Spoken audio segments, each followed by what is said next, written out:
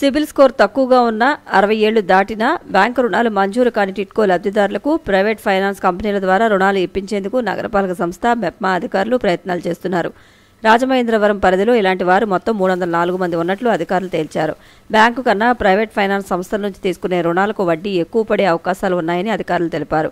Private finance సంస్థల రుణాలపై అవగాహన కల్పించి వారు లబ్ధి పొందే విధంగా చర్యలు తీసుకోవాలని అదనపు కమిషనర్ పివి రామలింగేశ్వర్ మెప్మా సిబ్బందికి సూచించారు. నగరపాలక సంస్థ కార్యాలయంలోని పీజీఆర్ఎస్ హాల్లో ఈజీ హోమ్ ఫైనాన్స్ టీంతో మెప్మా కమ్యూనిటీ ఆర్గనైజర్లు రిసోర్స్ పర్సన్కు అవగాహన కార్యక్రమం నిర్వహించారు.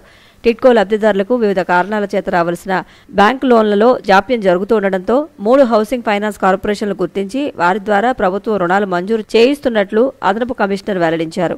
కార్యక్రమంలో మెప్మా జిల్లా project director T Kanakaraju, DCO Prasad, CMM Ramalakshmi, technical expert M Phanikumar, community ఆర్గనైజర్లు, మెప్మా సిబ్బంది పాల్గొన్నారు.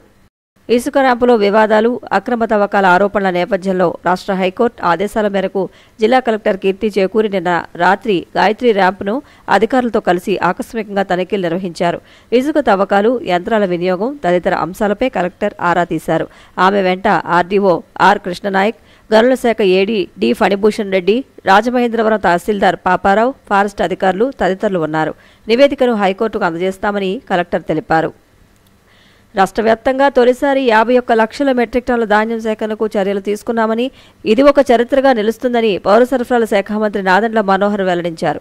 తూర్పుగోదావరి జిల్లాలో 1.35 లక్షల మెట్రిక్ టన్నుల ధాన్యం సేకరించి 24 నుంచి 48 గంటల్లో 240 కోట్లు రైతుల ఖాతాల్లో జమ చేశామని చెప్పారు. కొవ్వూరు, చాగల్లు మండలాల్లోని ధాన్యం కొనుగోలు కేంద్రాలను పర్యాటక శాఖ మంత్రి కందుల దుర్గేష్తో కలిసి ఆయన పరిశీలించారు. ఈ సందర్భంగా నాదెండ్ల మాట్లాడుతూ అకాల వర్షాలు వచ్చే సూచనలు ఉన్న నేపథ్యంలో ఉచిత టార్పాలిన్లు రైతులకు అందజేశామని, ప్రభుత్వ, ప్రైవేట్ స్థలాల్లో లేఅవుట్లలో ధాన్యాన్ని ఆరబోసుకుని ఎండబెట్టుకునేలా చర్యలు తీసుకున్నామన్నారు.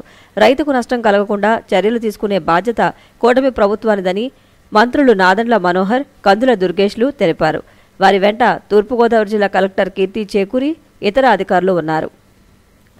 2027 గోదావరి పుష్కరాలను సమర్థంగా నిర్వహించడానికి శాఖల వారీగా నిర్దిష్టమైన అంచనాలు రూపొందించాలని కమిషనర్ రాహుల్ మీనా సూచించారు.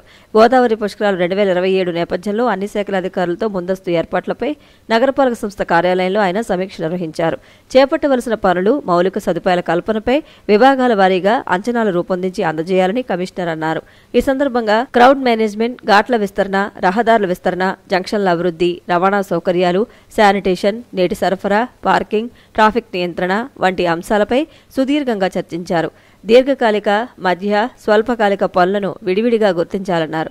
అలాగే భవిష్యత్ ప్రణాళిక సిద్ధం చేసుకునే క్రమంలో గత పుష్కరాల అనుభవాలను దృష్టికి పెట్టుకుని ముందుకు వెళ్లాలని సూచించారు.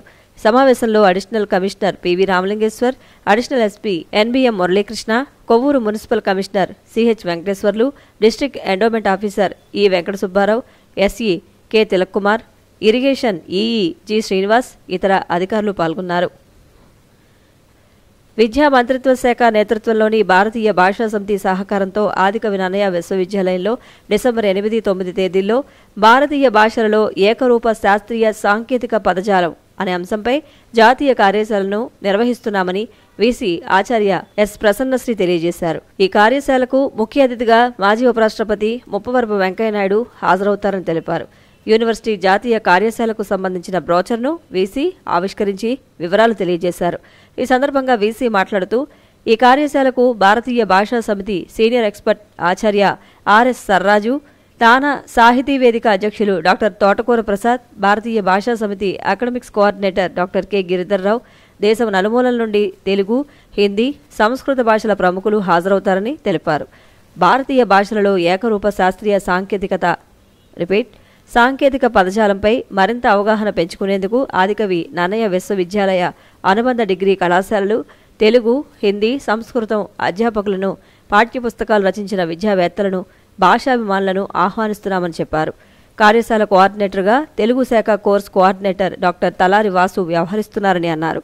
ఈ కార్యక్రమంలో రిజిస్ట్రార్ ఆచార్య కెవి స్వామి, ప్రిన్సిపల్ ఆచార్య డి జ్యోతిర్మయి, కార్యశాల coordinator doctor Talari Vasu, organising committee members doctor KVND Varaprasad, doctor P Rajasekhar, doctor NVS Narayana, doctor M Ramesh, PRO Anand తదితరులు పాల్గొన్నారు.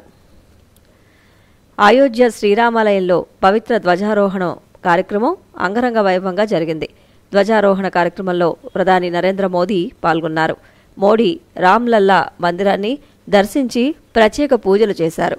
రామ్లల్లా మందిర శిఖరంపై ప్రధాని మోదీ ధ్వజారోహణం చేశారు. అంతకుముందు సప్తర్షి మందిరానికి ప్రధానమంత్రి నరేంద్ర మోదీ చేరుకున్నారు. సప్తర్షి మందిర దర్శనానంతరం శేషావతార మందిరానికి వెళ్లారు. అయోధ్య రామయ్య సన్నిధి 100 టన్నుల పూలతో ముస్తాబైంది. అభిజిత్ ముహూర్తంలో ధ్వజారోహణం చేశారు. ధర్మధ్వజంపై శ్రీరాముడు, సూర్యుడు, ఓం, కోవిదర చెట్టు చిహ్నాలు ఉన్నాయి. జెండాపై రాముడి తేజస్సును, శౌర్యాన్ని సూచించేలా చిహ్నాలు ఉన్నాయి. రామదర్బార్ను మొదటి అంతస్తులో ప్రతిష్ఠించనున్నట్లు నిర్వాహకులు తెలిపారు. ఈ అపూర్వ ఘట్టానికి 7,000 మంది ప్రత్యేక అతిథులు హాజరు కానున్నారు.